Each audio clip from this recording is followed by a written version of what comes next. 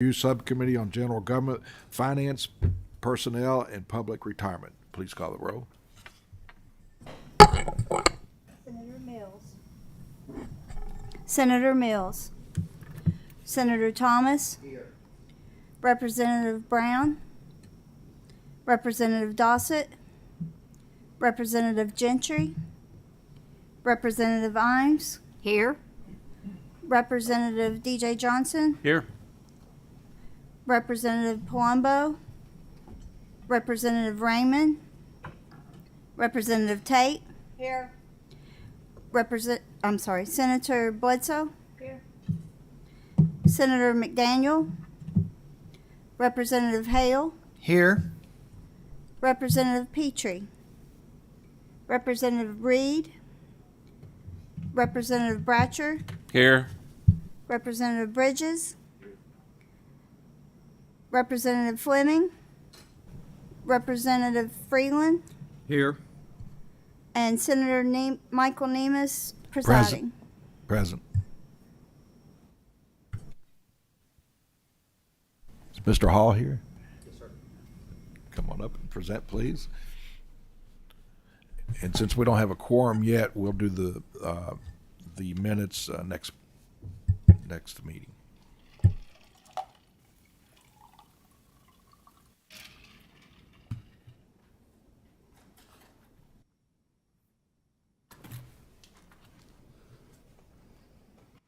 Good morning.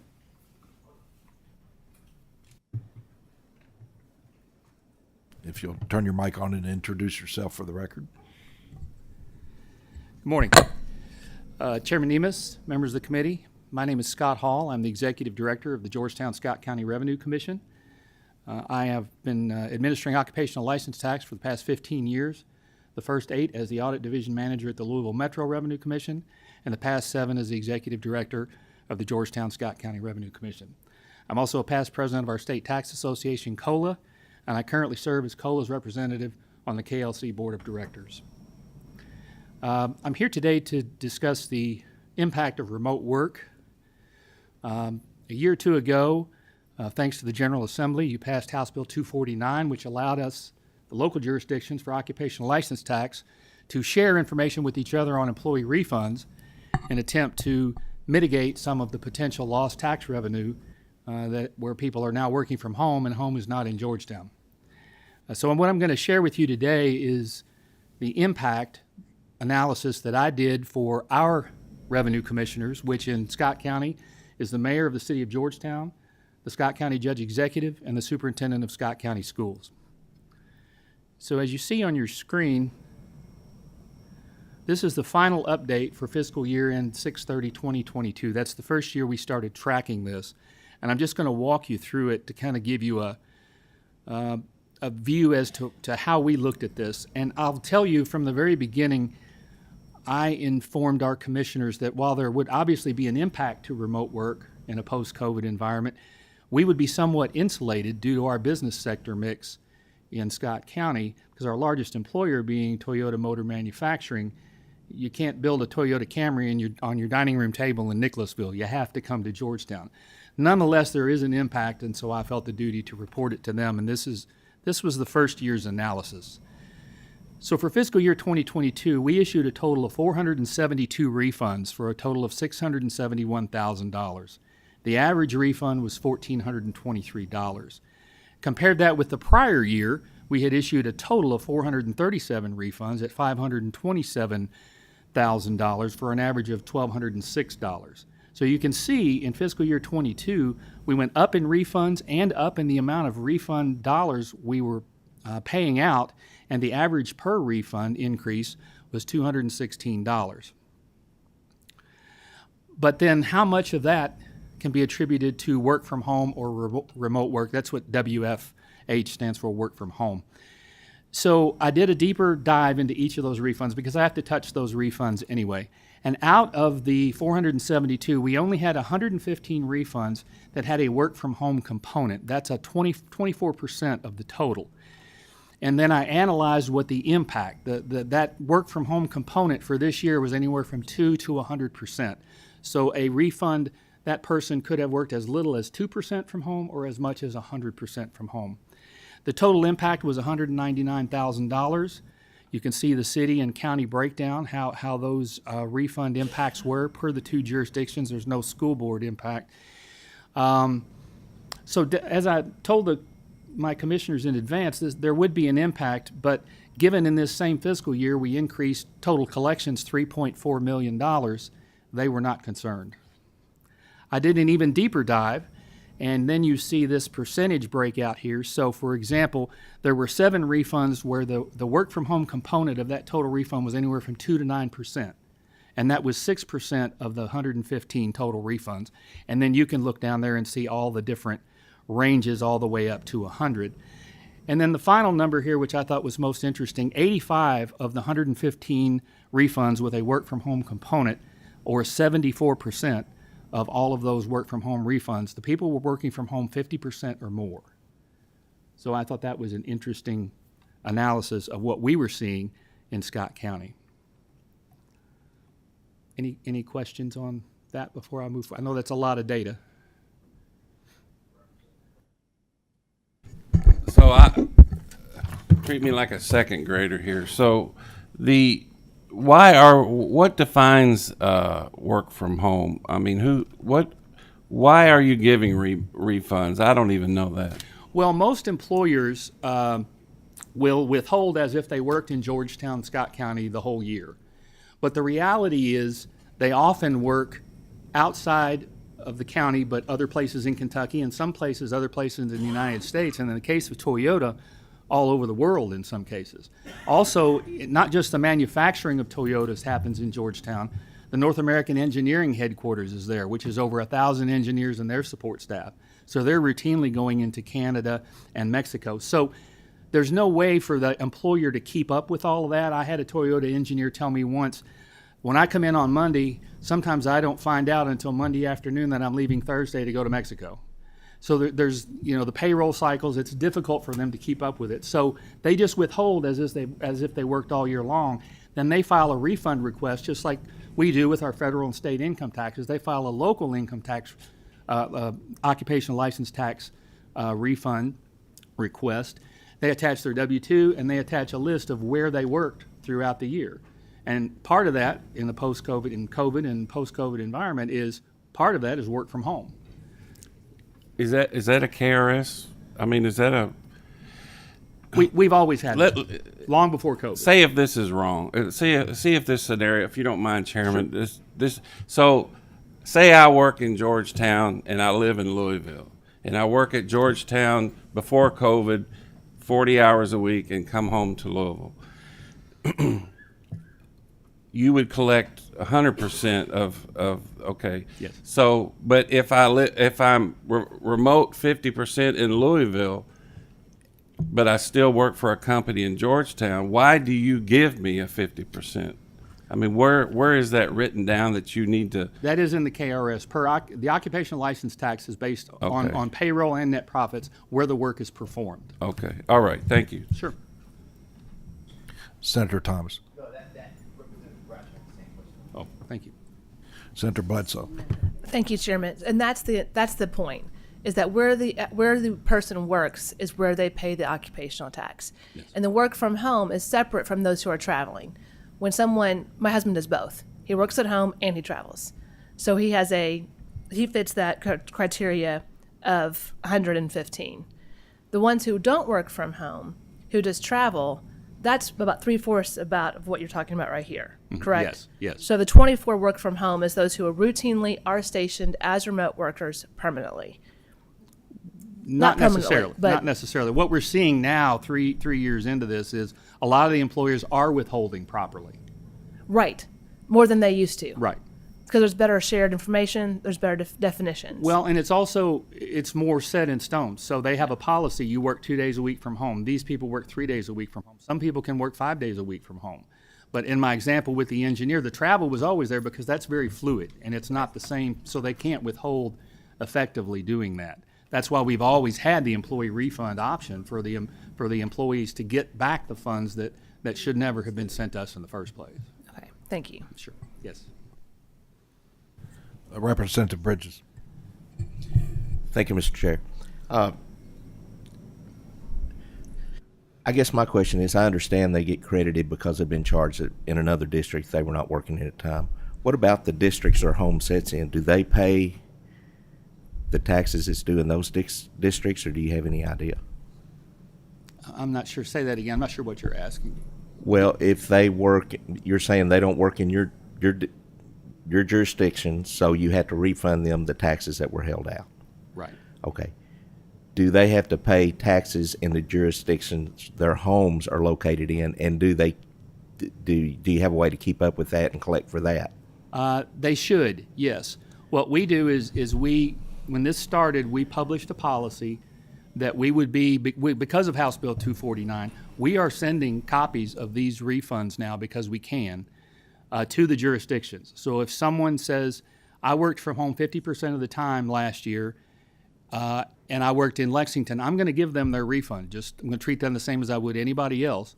But I'm going to put a notice with the House Bill 249 language, which is kind of a soft nudge that says don't spend it all in one place because you might owe Lexington. But they have different tax rates. They have different, what Lexington does with that data, or Covington or Nicholasville or any other city, that's up to them and what their policies are enforcing that. But we notify every single one of these in Georgetown. We notify the other jurisdiction if it's within the Commonwealth of Kentucky, and if they have occupational license tax, that this person is working in your jurisdiction. Okay, that you see where I'm going with Yes, that. yes. I want to make sure they're paying the proper taxes regardless of where they're Yes. at and the revenues being collected. Well, they should, but I can tell you, in the 2 years I've been doing this, we have sent out 207 of these refunds to a variety of cities, counties, school boards, other jurisdictions throughout the Commonwealth, and we've only had 2 jurisdictions reciprocate. Okay. So again, we can lead the horse to water, but we can't always make them drink. So if they have a policy, however they're dealing with this, that's up to that individual jurisdiction. But every single one of these 115 refunds that had a work from home component, we sent not only notification but copies of the actual refund because that's To what the other jurisdictions. Right, that's what House Bill 249 allowed us to do. So they've got the information if they would like to act on it. Thank you, Mr. Chair. Appreciate you.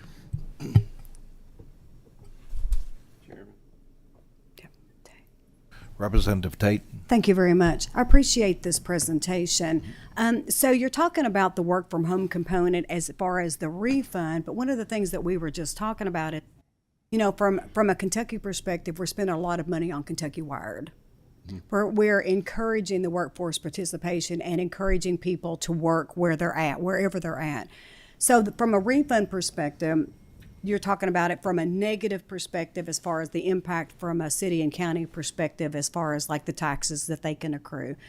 One of the things that I was very responsible for whenever I worked for the company that I worked for before and traveled frequently was that I had to keep a log of where I worked, because not only could I potentially get a refund from Louisville when I wasn't working there in J-Town specifically, but I could also potentially owe taxes in another state and another city. Right. So are you seeing that right now where people are actually logging that they owe you taxes as opposed to refunds? Now they might owe you something because they're actually working in your city and county. Only if the other jurisdictions, to Representative Bridges' point, only if they send me the information. So it's up to the city and county to actually send you that information, Yes. Not the individual. Yes. Yeah. Okay. Thank you. Yes. And by the way, I'm a graduate of J-Town High School. Go Chargers. Senator McDaniel. Thank you, Mr. Chairman. Over to your right. But if I'm not mistaken, didn't 249 allow you as well to require them to provide the return from the other jurisdiction before you issued the refund? No. It didn't? No. Okay. We have to treat everyone the same because, with 75% of these, there's no work from home component. They're just traveling like they always did. And we've always had this provision so that people can get their refunds and not have to pay. Because they could, in Canada, of course, I'm not sending refunds to Canada, copies. I don't know what they're doing, don't care. I'm concerned about my partners here in the Commonwealth. But No, that, we did not have that provision at all. And frankly, and Mayor Meyer and I were just talking about this, the responsibility is on the employer to withhold correctly. Right. So if they're spending half their time, now as a matter of policy, if they're spending half their time in Lexington routinely, they should be recording half Lexington, half Georgetown, or vice versa. All right. Thanks. You're welcome. Thank you, Mr. Chair. Well, there are some jurisdictions that don't have the occupational tax, so it would be hard for you to distinguish what's what. So I Yes. think you're doing it the right way. It's down to the employee that it's their responsibility to, if they're asking for a refund, then they know whether they owe that where they live or not, or should. Yes, sir, that's correct. So, And I do have the 2023 analysis for this past year, which is a little bit interesting. If okay, you'd I'll allow let me you to go through that. One more question. Sure, is, sure. If someone travels into Toyota, so that's, you would try to get there, if they work for Toyota, say someone from Japan that comes in. Yes, Okay. yes. Okay, we ready to move on to 2023 here?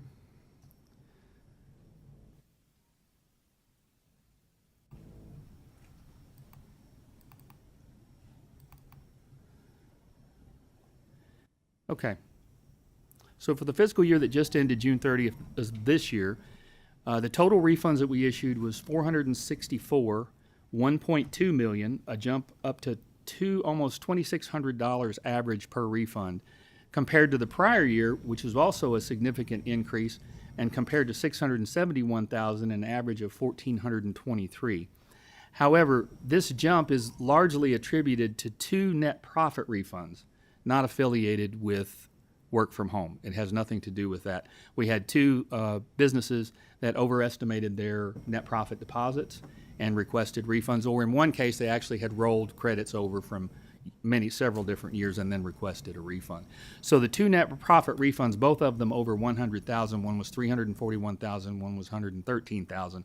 $461,000 of that increase were net profit refunds. But again, that's total refunds that our agency issued. When you go down to the work from home analysis, we've issued 97 refunds this year out of 464, which is down to 21% of all the refunds issued.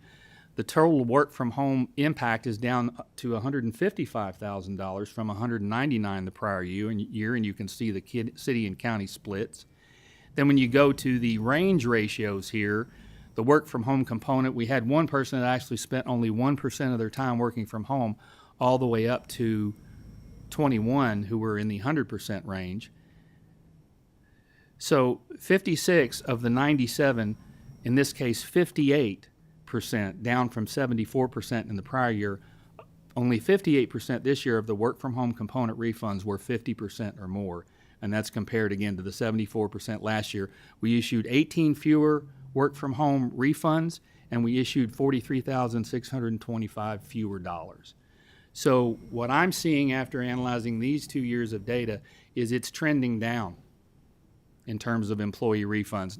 I don't know if that's more people coming back to work in the office. I don't know if that's the employers withholding properly so the employees don't have to request refunds.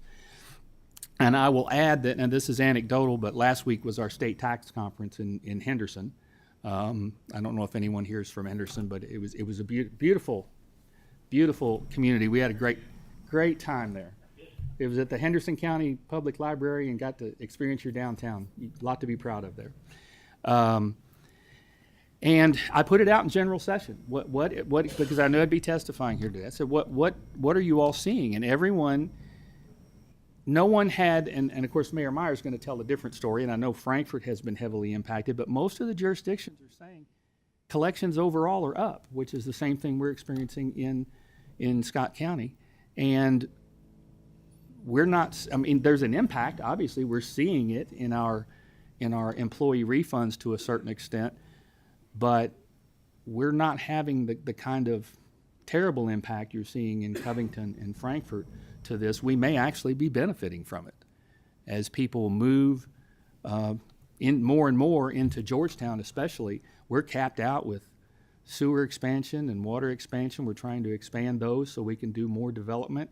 And a couple of years ago, the city of Georgetown commissioned a study to look at if they might possibly switch from net profit to gross receipts. That did not happen, but one of the interesting things in the analysis was because one of the reasons we have long-range budget issues is because 60% of that growth of people moving to Georgetown, they don't work there. They work someplace else. Now, this was pre-COVID. So now I'm wondering if the fact that 60% of those people live in Georgetown, but they work someplace else, maybe they don't work someplace else now. Maybe work is at home 2 or 3 or 5 days a week. So we may actually be benefiting. And I can tell you, I mentioned in 2022 we were up 3.4 million. In 2023 we were up 5.1 million. That's the largest single year-over-year increase in collections in the history of the Revenue Commission.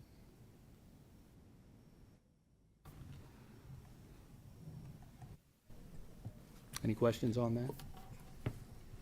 Well, Same data, different year.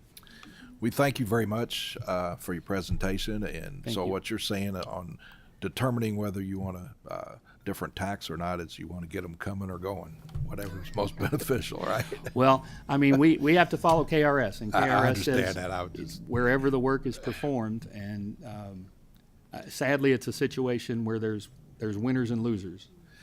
well, we sure appreciate you coming and testifying and for the information. My pleasure. Thank you all. And Mayor Wilkerson, if you come up. Is he here? Is Mayor Wilkerson here? Is Mayor Meyer here? Mayor, when you come up. And before you start, we have a quorum now, so I entertain a motion to accept the minute. Everybody in favor, say aye. Aye. Anybody opposed? Minutes are approved. Say, we barely gave you time to get a glass of water. So, Thanks. if you'll turn your mic on to introduce yourself and continue. I'm Joe Meyer. I'm the mayor of Covington, and I just wish I had the problems that Georgetown did. Covington's situation in the work from home environment is very, very different. Overnight, our general fund revenue was reduced by 12% because of the work from home environment and the decision by a major employer to switch from the former way he had been withholding taxes to a new way. So dollar-wise, our general fund is should be about $61-62 million. It has been reduced this year to $54 million. And we've been able to balance our budget because of ARPA funds. Many of you know that Covington has built tremendous momentum in the last several years, and all that can come to a screeching halt if we cannot properly resource our operations. So we're very grateful that ARPA is keeping us on a track while we try to find a solution to this problem. Our most impactful employer is diverting the payroll tax to Ohio, to Indiana, as well as to other jurisdictions in Kentucky. If it were not for ARPA, so I want you all to understand the potential impact of this on Covington. If it were not for ARPA, we would have had to immediately lay off about 50 city employees. Overall, we have 405 employees. 65% are first responders. 87% are involved in direct service to the people through public works and neighborhood services and this sort of thing. Our soft services, if you will, our management services, our administration, legal, finance, and economic development collectively have 50 employees.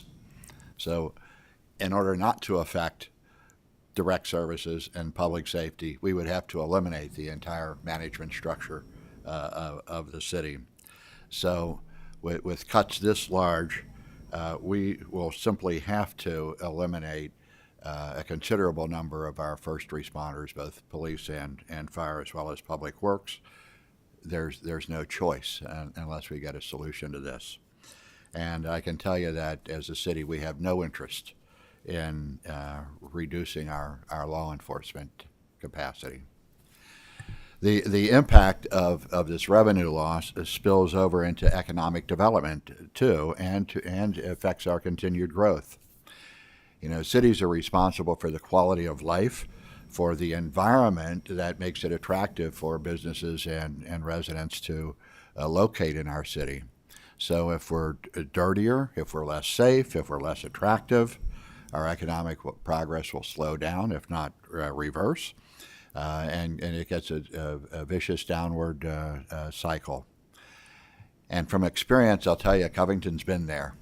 We've been there, Senator, in that vicious downward spiral. We don't like it. We don't want to go back. So I want to talk about some of the specific issues we've come up with from the work at home environment.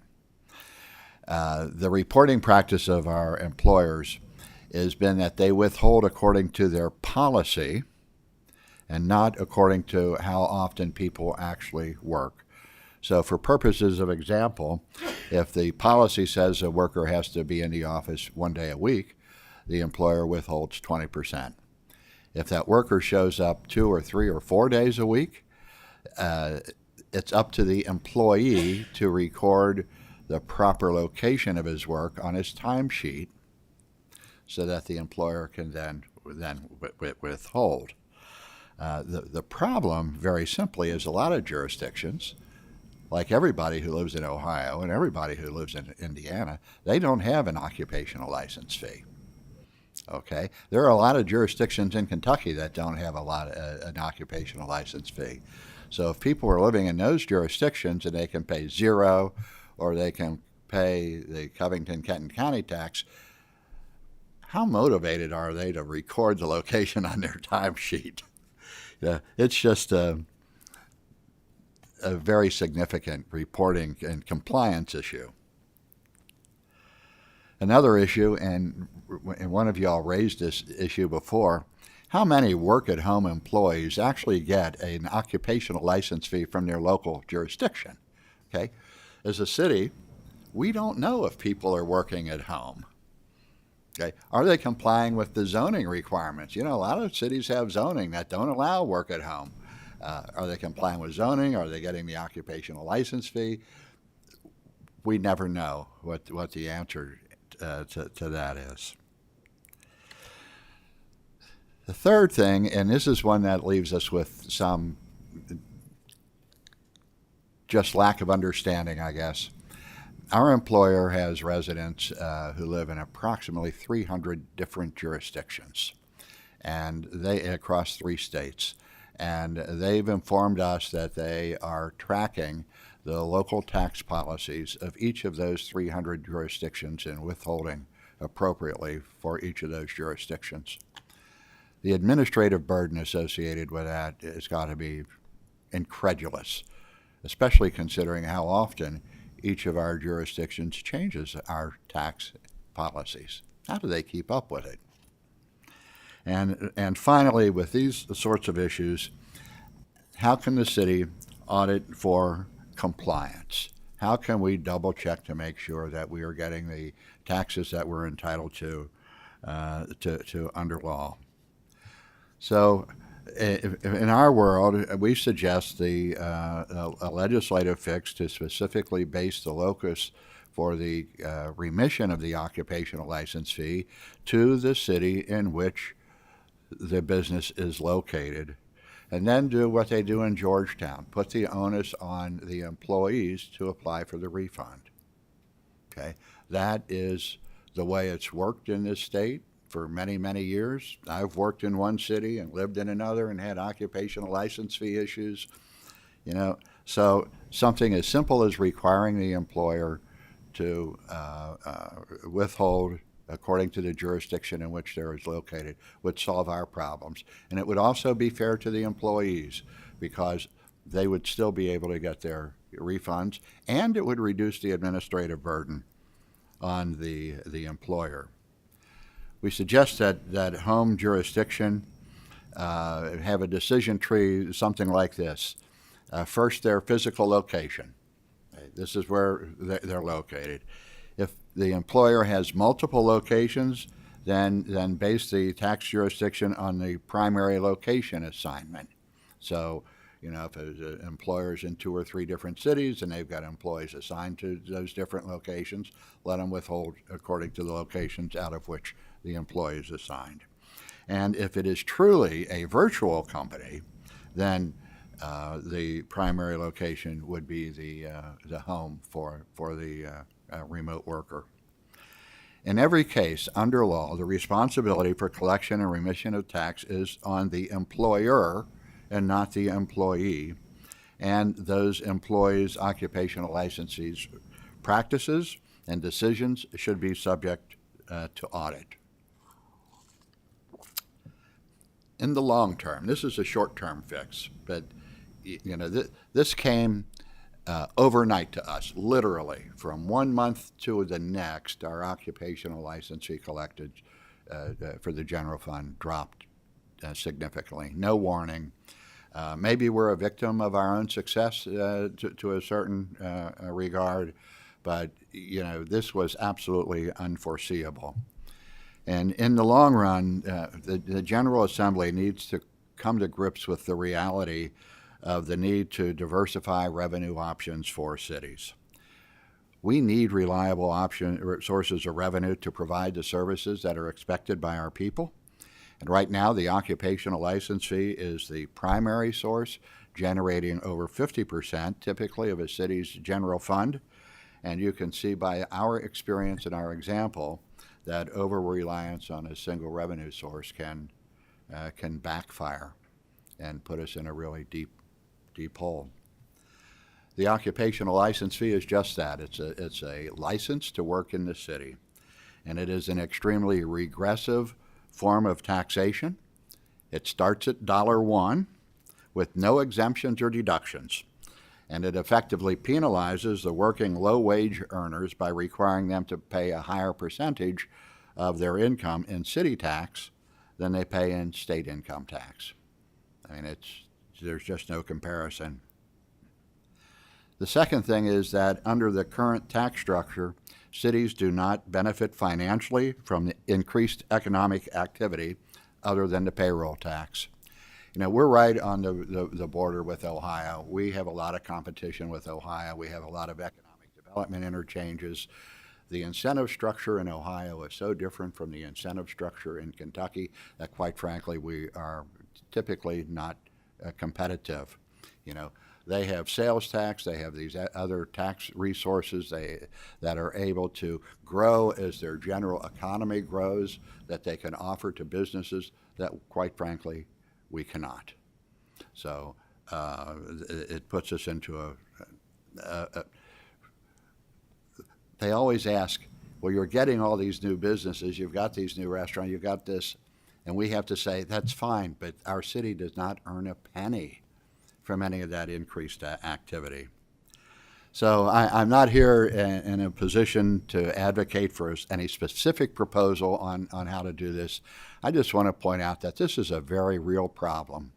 And I do believe that you, the General Assembly, should put itself in the position in the future to evaluate and look at how we can finance local governments better by supporting that constitutional amendment that really gives you all the authority to deal with this. I know that Shelley Hampton is here talking for the counties. Counties face the same problems that we do on financing resources, and it's becoming very problematic. Examples like this bring it home in a way that we hope never to have to deal with, and we really do need your assistance in helping us get over this hurdle. Thank you. I'll be glad to answer any questions. Thank you very much. It was very informative. We have Senator Mills. I think you just disqualified yourself from answering these 2 questions just when I jotted them down, but jotted down 2 questions. What are the options you see that are needed for local governments? And you just said that you're not here to give opinions, but do you have opinions on that? I'll point out the problem. Our general fund, we have 3 primary sources of revenue. Okay, the payroll tax, the property tax, and the municipal insurance premium tax. The property tax is limited by law. We can take an increase of up to 4% above the compensating rate without being subject to a referendum. So I will tell you that the city of Covington has had a $750 million increase in the value of its taxable property in the past 2 years. We went from 2.3 to over $3 billion. We are not able to take advantage of that growth. We rolled our tax rate back to the lowest it's been in the city's history. In 1975, it was 75 or 80 cents. It's 27 cents now. Okay. The second source of revenue is the municipal insurance premium tax, and we're capped out at that. We're at 12 or 15%. We dedicate some of it to equipment replacement and this sort of thing, others for the general fund. The third source is the occupational license fee. That's it. That's 80%. That's 80% of our general fund revenue. Mm-hmm. So expansion, I don't want to. An income tax is better than an occupational license fee. The sales tax enables us to deal with economic growth. There are other revenue options out there, and I'm not picking one or the other here. I'm just describing that those are the reality. Cincinnati has an income tax, not an occupational license fee tax. Mm-hmm. They have sales taxes, and that's the environment in which we have to compete. So, And one other question too, and this is just hearing your thoughts. How could we, as the legislature, feel comfortable that the local governments would not substantially abuse these options if you were given options? I think we look at ourselves as kind of a backstop to keep taxes low for our communities. We know that local governments have needs, have concerns, increases that are needed through labor and all the things that we hear about. But how could we feel comfortable that local governments would make good decisions and keep, if you want to switch your tax structure to something that has a potential to grow in the future, but yet start out as a somewhat net neutral change? You have any thoughts on that? Well, my first answer to that, in fairness, in way of my personal background, I have been a senator. I have been a representative. I was a member of the General Assembly for 15 years, so I have some experience in your world. Mm-hmm. And now I'm on the local government side of life, and I'll tell you that people know who the mayor is, and they know who their city commissioners are. They don't always know who their state representatives or their state senators are. And I'll tell you, they're a whole lot more comfortable expressing their opinion to me than they are to me when I was in your shoes. So our people have to run our city commissioners have to run for election every 2 years, just like you do. Yep. And if we begin to step out of line with our tax and service policies, we're directly accountable to those voters. Right. So that is the first protection that the voters have, and the second will be the structure that you all create. You're going to put guardrails on whatever can be done. So one, for example, you did. The General Assembly changed the law to allow local governments, I think, to impose a property tax increase to support street improvements and other things, subject to a referendum. Take it to the people. Let them vote on it. Mm-hmm. There are a number of variables that can be done there. Our issue is this: we have to prepare for the future. Mm-hmm. And this world has changed so much since I was in this body. The nature of our economy is so different, but we're still stuck with local government revenue policies that were established 75, 80, 100, 200 years ago. Yeah. They're not adequate for whatever the future is. And the only thing all of us will agree on is the future will be different from what we have today. And we, who are on the front lines of providing service, of creating the quality of life issues for our people, for keeping them safe, for providing emergency medical services, for keeping the streets clean, for creating an environment where people want to live, we have to have the resources to deal with that, whatever it may be. I agree. I agree. Well, Mayor, thank you for your insight. I appreciate Thank it. you. Representative Fleming. Thank you, Mr. Chairman. Mayor, and I want to ask each of the presenters, and I didn't ask Mr. Hall when he came up here earlier, but have you done analysis in terms of what it would take to compensate for the loss of your income with the sales or other type of revenues? We have not done that sort of calculation, and honestly, the sales tax is going to be different from city to city based on the amount of retail activities they have. So, example, in northern Kentucky, Florence is retail heaven.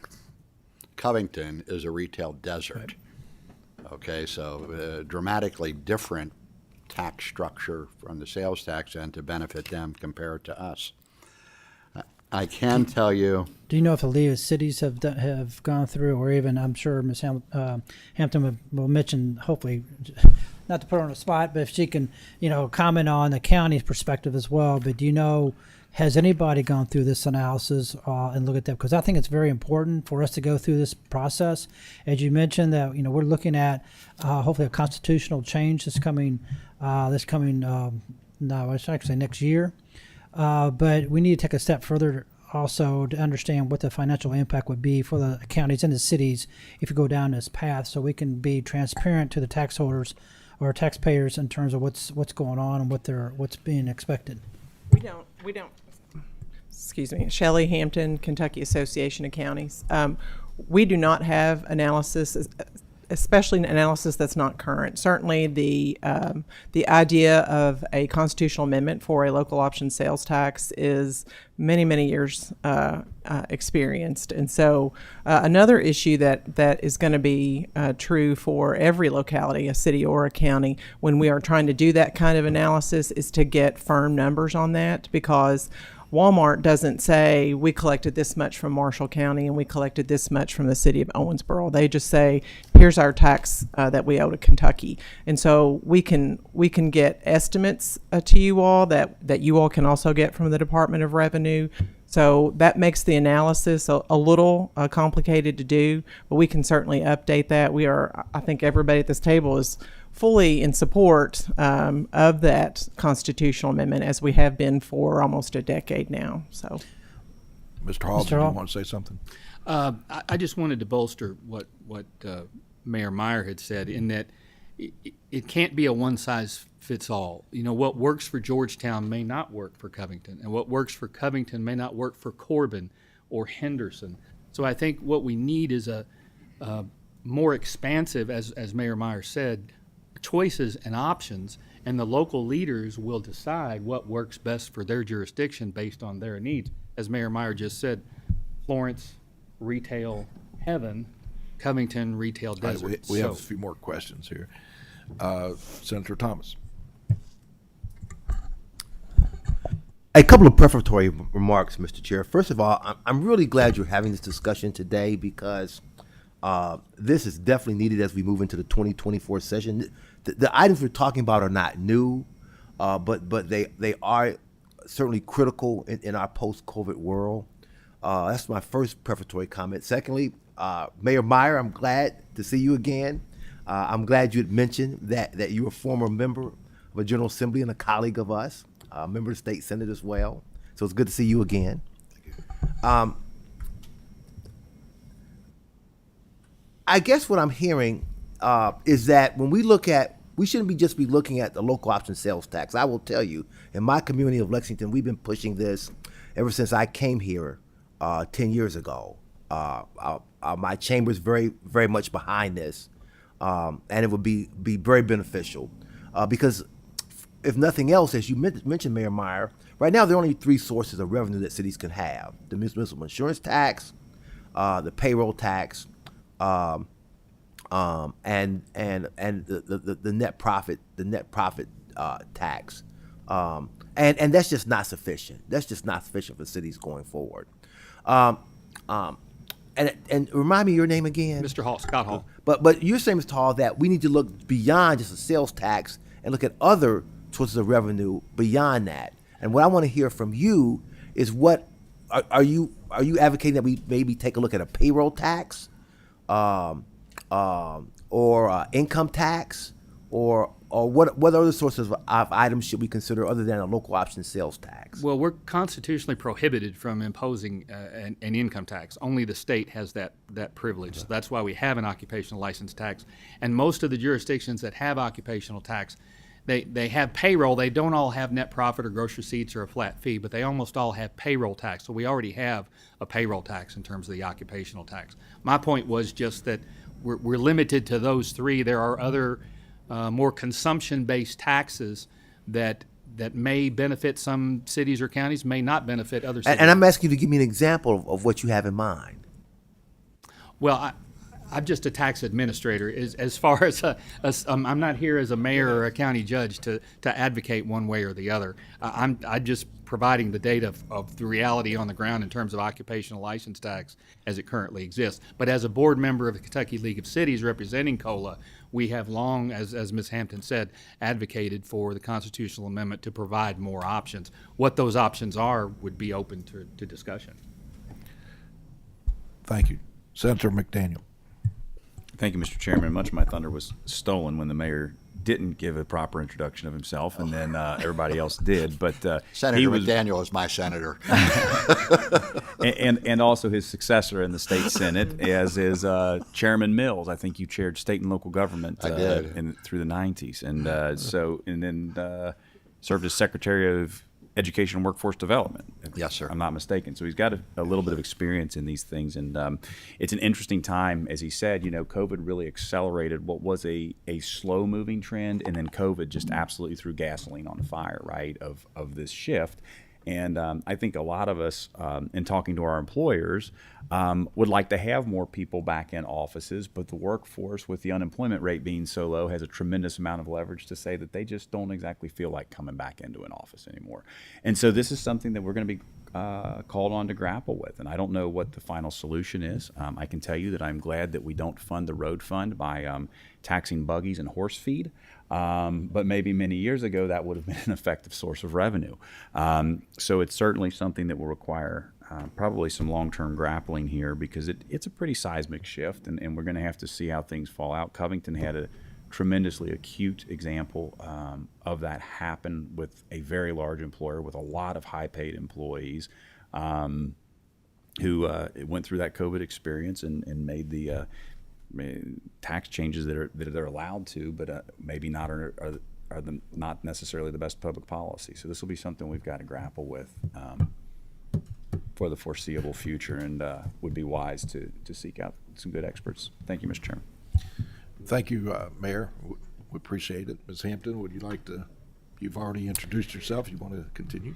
I in the interest of time and not repeating most of what has already been said, I will forego my formal remarks. I can submit those if you want those, but we don't hear a lot of this issue from our members. There are agreements that counties have in place with other counties that allow them to share that information and to pay each other. I think Scott did a yeoman's job of what you wanted to hear about today on remote work and the impact of that. As a matter of fact, the one example I was able to glean and share with you all, Dan Mosley, the judge in Harlan County, saw COVID as an opportunity.